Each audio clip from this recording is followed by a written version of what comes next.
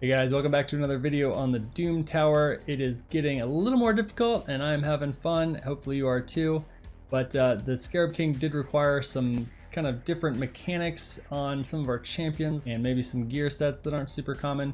So definitely check out some of the options that I go over later on in this video. If you are struggling with him, he was a little more difficult maybe than the ones we've had before. But it really just comes down to your champion pool and who you've already got leveled, and if you've saved enough destroy set pieces to be able to put someone in that. So hopefully you enjoy the video. All right, here we are, day 3. Let's check it out. I guess we will keep running with our speed team and just see if we can keep plowing through with that. That was pretty quick. We'll take that one. So I'm just gonna keep on going with this. Alright, so our speed team with Seer and Renegade definitely blasted through those levels as well. Maybe a touch slower than before, but they were the first run, so didn't actually see what we could do for the maximum speed here, but we are on the Scarab. So we will check this guy out, and I will try to put together a team for y'all. I've actually run a bunch of keys here, and apparently the recording stopped, so unfortunately we lost some of that, but I did try a couple different things here. We tried Bayroth in there, we also tried Septimus, got our best time using Septimus actually. Let's take a look at that. So just under 3 minutes there. It didn't look like Rhodos was reducing max HP, our Skull Lord wasn't reducing max HP when he got hit. Richtof is. And I've been looking for some other max HP hitters, and unfortunately the ones that I have are all blue. So we could possibly get some damage off of some of these other epics that I've got here. I know Grizzled Jarl will do it, Jotun does it. I don't have him fully leveled up or anything. But we don't really have a great option for a decreased max HP hitter other than our boy Richtof here though. So this is the team that I ran that got the fastest time, and we'll just run this one more time and see if we can do any better than we did before, and then maybe we'll try to get some more epics and rares in here and see if we can do it without all these legendaries. So as usual, these first waves that we're going through here aren't as big a deal, so they are pretty easy, definitely a lot easier than the floors leading up to them. I'm not sure why they chose to do that, but it is what it is. And we'll just crank through those with Septimus. So we did get our shield up from Blind Seer, that is good. That means that we're not going to get all those counterattacks when we do attack the boss here. Super annoying. It would be nice to have more shield champions in here actually. And I did try that, but everyone in here right now is kind of doing a job. We do want the poisons and debuffs from Venus. And Richtof is really important here for the decreased max HP. I don't know if he's actually getting to a point where we're dealing a ton more damage, to be honest, but he's also bringing some poisons. Septimus, obviously for the max HP hit, is still dealing okay damage. See it there, 21,000.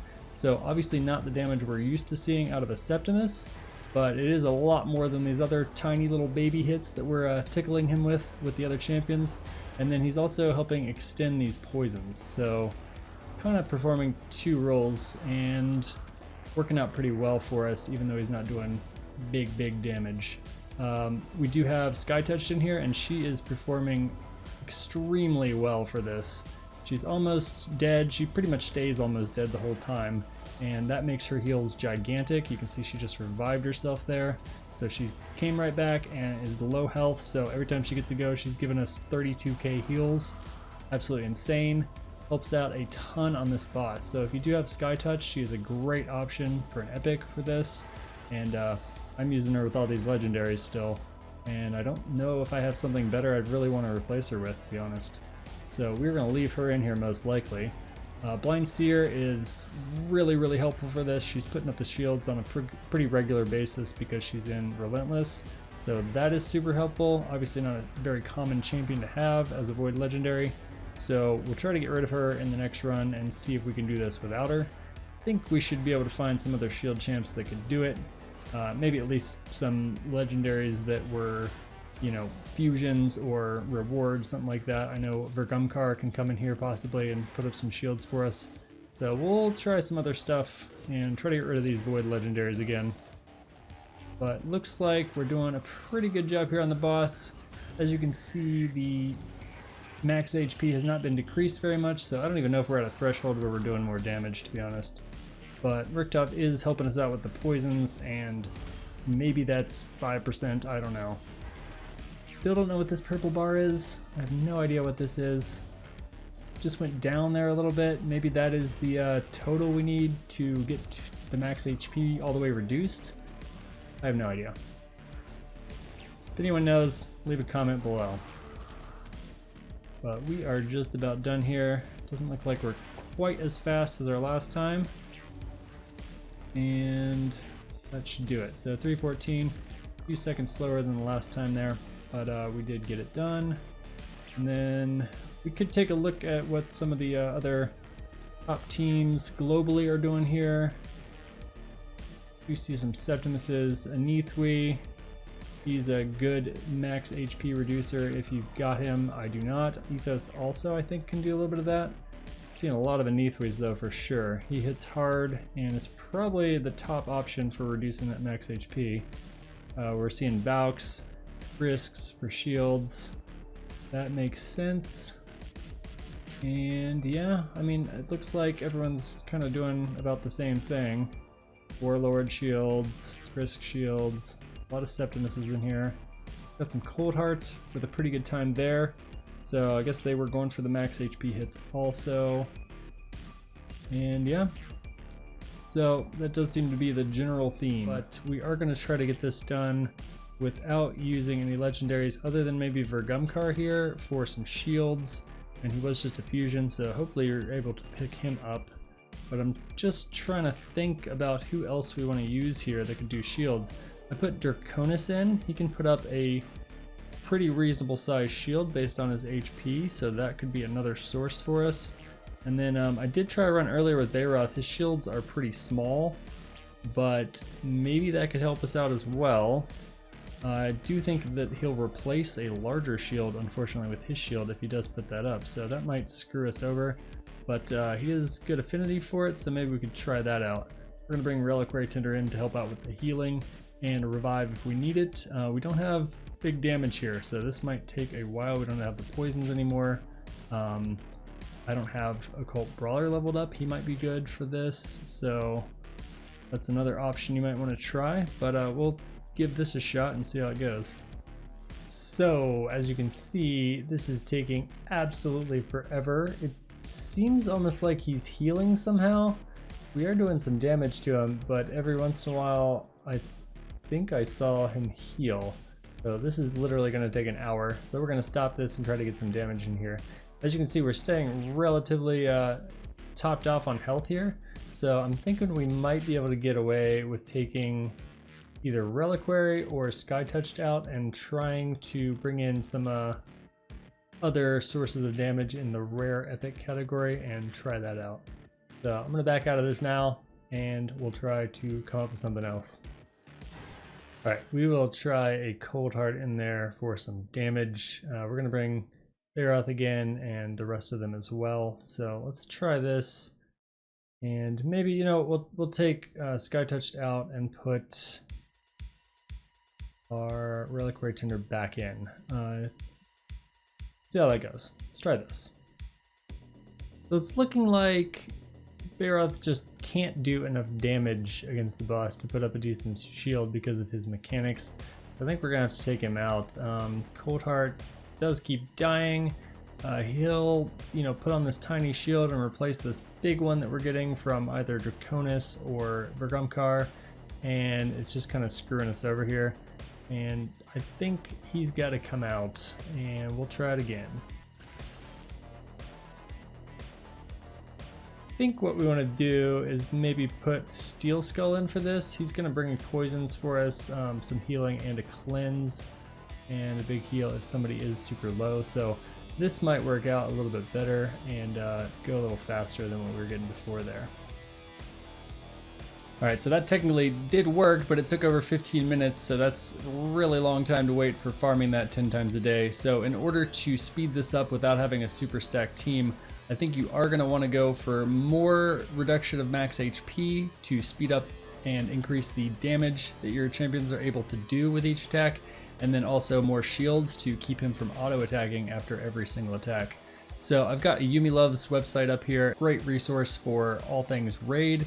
You can look down here on the right and just click on any kind of buff, debuff, ability, whatever, and you can click on that and bring up every single champion in the game that can do those things.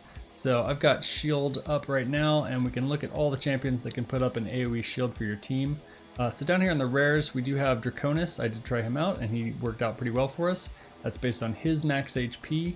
We want to kind of avoid the ones that are based on the amount of damage that they do, which typically when you're starting off against that Scarab King is going to be very low, so the shield's going to be tiny. So that kind of rules out Miscreated and Sir Nick. Those shields that they put out, at least at the beginning of the battle, are going to be really small and not super helpful. You know, in the legendaries, Valk is obviously always going to put up huge shields. Vergumkar did work pretty well for us. Warlord's great, Chris great. Rockcool is really good here as well. Another fusion that came out recently. But we want to look more at the rares and epics here. Bayroth didn't work out that well for us. Hope would be great. Romero and Zelata are also great options for this. And then, like I said, we tried out Draconis. He worked well. And then there's some other rares here that are pretty decent. Some of them do have the mechanic of shield size being based on their level. So we're looking at Valerie here, and it says her shield depends on this champion's level. So I'm not sure what the difference will be between a level 50 Valerie and a level 60 as far as the shield size goes, but that is something to look at there. And then she's also pretty useful because she will increase durations of your buffs and decrease debuffs on all allies by 1 turn. So not a bad champion for a rare for sure. She could definitely see some playtime in this dungeon. Metal Shaper and Mother Superior also aren't bad. Also do their shields based on their levels. So Metal Shaper is also bringing some healing for us and can steal a buff. Mother Superior here is going to put up a shield equal to any surplus heal if the target is fully healed, and then also put some continuous heals out for you and another shield healer. So pretty useful champion as well in the rare category. And there's a couple others there too, so you can check those out. But we also want to look at decreased max HP. So if we come over here, it should be in the instant. Here we go, decreased max HP. So not a ton of options, and the best ones are probably going to be in Nithwi, Ethos. Richtoph's A1 was hitting for pretty low damage, even in reasonable gear. So he's not going to do a ton without maybe a destroy set. These two didn't do anything for us when we tested them out. And then as far as ones that are good affinity for this, I think Cagebreaker and Ripper are going to be your best bets. These are all blue magic affinity, so they're not going to be hitting every single time and decreasing a lot of max HP, but you might be able to get away with some of those. So if you don't have these crazy Void legendaries and you don't want to level up a Cagebreaker or a Ripper, then the Destroy set is going to be your best bet. And let me pull up the game real quick. And we are in a kind of hidden area of the game that shows you some of the details on this. I'll show you how to get here in a second. But there are some hidden mechanics in a lot of sets that aren't in the main tooltips that pop up. But we do want to focus on this part right here. And the target's max HP cannot be decreased by more than 8% with each attack. So even if you do some sort of huge hit with a Septimus and a Destroy set, he's not going to deal the full 40% max HP damage. He's only going to be maxing out at 8%. So that is something to keep in mind. But this set is really going to be helpful here to increase the damage that the rest of your champions are doing and reduce your time, because they hit for absolute crap without destroying some of that max HP. So I'll show you how to get here. If you go into Filter and you bring this up, you can click on this little eye right here, and this will bring up this really long document here, and then you're gonna have to scroll down and you can read through some of these other abilities. There are some hidden mechanics in a lot of them, and when I first found this, I found out a lot of stuff in the game I didn't know, so maybe check this out as well. But I think the best bet is going to be to try to get maybe a Septimus or a Coldheart into the Destroy set to get a really fast time for farming this, and that will probably work out pretty well, but it could work on any champion that can deal some reasonable damage for you. So if you've saved up some good destroy pieces, that might be the way to go. Let's also take a look at the shield champions again. So we'll just come down here and find shields. Where's it at? There we go. Another thing to consider is that some champions can put shields on themselves every turn or when they attack. So some good options there might be Duchess. She puts one on whenever she does an attack. And also Madam will put a shield on herself every turn, so you could use her for debuffs, and she's going to keep that shield up on herself a little bit better. I do believe there are a couple other legendaries that can do that when they do attacks. Nizana also puts a pretty large shield on herself and can offer some protection to the rest of your team, so she might be able to work. Gala puts a huge shield on herself, but it's not going to be very big because it is based on damage for this boss, so maybe not a great option there. Azure might work, and then we do have some other legendaries that can do this as well. So definitely, if you can't get shields up all the time, maybe consider putting someone who can keep one up on themselves at least, and that'll save you from a counterattack when that champion is moving at least. So that is another option for you. So the secret room is going to require defense champions only, and we do have quite a few of those leveled up, and I tried a couple different options, but we ended up settling on Shield Guard here in a reflex set, and actually got the world fastest time with a Shield Guard, 2 epics, and free-to-play legendary, and then we do have one other legendary in here in Ignatius, but did end up coming out with the world fastest time on this.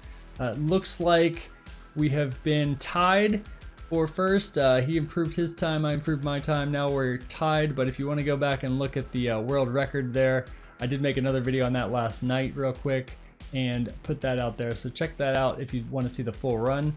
But we do have a pretty good team here using some epics and Syl. We have increased defense in Sepulcher and decreased defense in Tyrell. And then we do have some control and HP burns from Ignatius here. Syl's got more control for us with her stuns and also healing, which is great. And then revive. When we do hit some of those first enemies on the first wave, they will tend to reflect a lot of damage back and possibly kill some of your nukers. So having Syl there was pretty important for me. But Shield Guard comes out with the most damage by far. He is amazing. So check that other video out if you want to see that. And then I think that's pretty much going to wrap it up for day 3 here. I hope you all are enjoying the Doom Tower. I certainly am. It's definitely going to be a bigger challenge as we go forward, and it's already getting a little bit more challenging and super fun. So have a great day. If you like this, if it was helpful, please like and subscribe, and have a good one.